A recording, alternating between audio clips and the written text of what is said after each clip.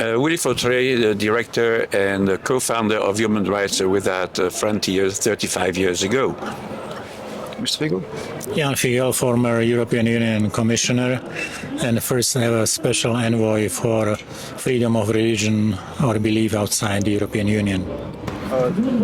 At a side event here at the UN Human Rights Council in Geneva today, we've been hearing about the money that's being paid to Pakistan under the European Commission's GSP Plus status. And there are a lot of questions hanging over this.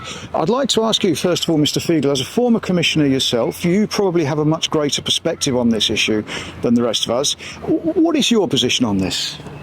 GSP Plus is a very unique and strong instrument, which is usually devoted to least developed countries. Pakistan is in the group by far the largest nuclear power, very important and big state. And therefore it is important that GSP Plus is exemplary used for the benefit of Pakistani people, and also for the good name of European Union, who like to be or would love to serve as a protagonist of peace, human rights, dignity for all. And I think it should be adequately used now in time of review, because Pakistan has many examples of violation of this instrument or their commitments for the detriment of people. Especially I want to mention education for all, education which must and should be inclusive, empowering, combining quality and equality or fairness in education, in access to education. If we don't care, then we are part of the problem. If we care, I think difference is possible and will be visible. Willy, the access to this money under GSP Plus is subject to the recipient nation meeting certain human rights standards. Now, as a human rights activist yourself, you can probably explain to us where exactly Pakistan is in fact falling down on this. Yeah, in fact, that instrument was put in place about a decade ago, and it was meant to be a win-win operation. A win operation for the EU and one other win operation for Pakistan.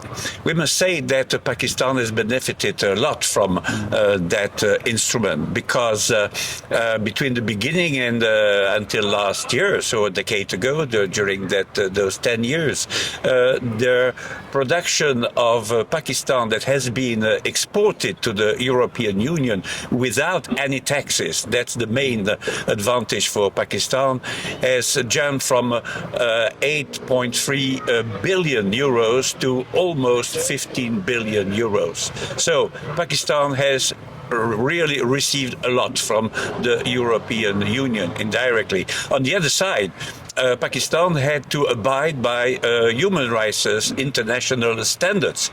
And, for example, they had to sign and ratify a number of conventions, about 27 of them, which they did, but they never implemented those, let's say, human rights in their issues that were the most crucial, such as freedom of religion or belief, equality between men and women, equality between boys and girls in schools. And year after year, we have not seen any progress in the reports of human rights in Pakistan. On the opposite, the situation has worsened a lot. And what is really scandalous from our point of view as human rights defenders is that implicitly the European Union, and more specifically the European Commission, accepts such a situation. The non-implementation of the promises, of the pledges that were made by Pakistan.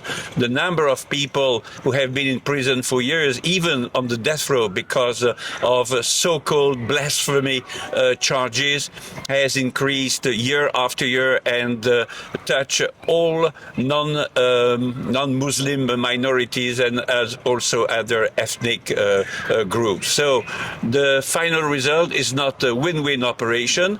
Pakistan is the big winner and the EU is the loser. But the European Parliament has actually spoken out against this, hasn't it? And on 2 occasions has moved motions for suspension of Pakistan. And on both of those occasions, and these were interesting because this achieved almost unanimity in the Parliament, and it's not often that you will see every political group throwing itself behind a particular motion. But twice this happened.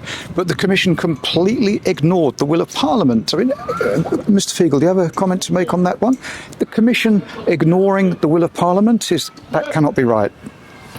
Executive should follow the will of people represented by elected parliamentarians. There is a new composition, also kind of new political hope that the constructive criticism or expectations that Europe will walk the talk, Commission will follow its own commitments and duties, will prevail this year. In the summer this year there will be revision, vote in the Parliament but also in the Council, and I hope that for the benefit of people who suffer in Pakistan, and we can speak about many other countries, we should stand for values which are universal. As well as the calls to suspend Pakistan's GSP Plus status, in the UK there's now a lot of discussion about possible suspension of Pakistan from the Commonwealth of Nations for those same reasons that the European Parliament is calling for suspension of GSP Plus. Mr Figeľ, if you were standing in front of the House of Lords or the House of Commons now on this issue, Pakistan's possible suspension from the Commonwealth, what would your advice to those British politicians be? Truth sets us free. We need to know the truth, facts on the spot, on the place, and then defend the truth, including human dignity of all. If country blatantly violates what is fundamental, what is important for more humane 21st century, it should not sit at the same table. It can come back with improvements, with important changes. This is possible. I think lessons should be learned. 20th century was the most inhuman because many states or governments failed or didn't care. Now we should learn, and actually our responsibility is here and now, including the Commonwealth of Nations. My message is serve the truth, serve justice, and you will be rewarded. Gentlemen, thank you very much for your work you've done here today. It was a very, very impressive conference, and thank you very much for giving your time for an interview afterwards. Thank you. Thank you. With pleasure.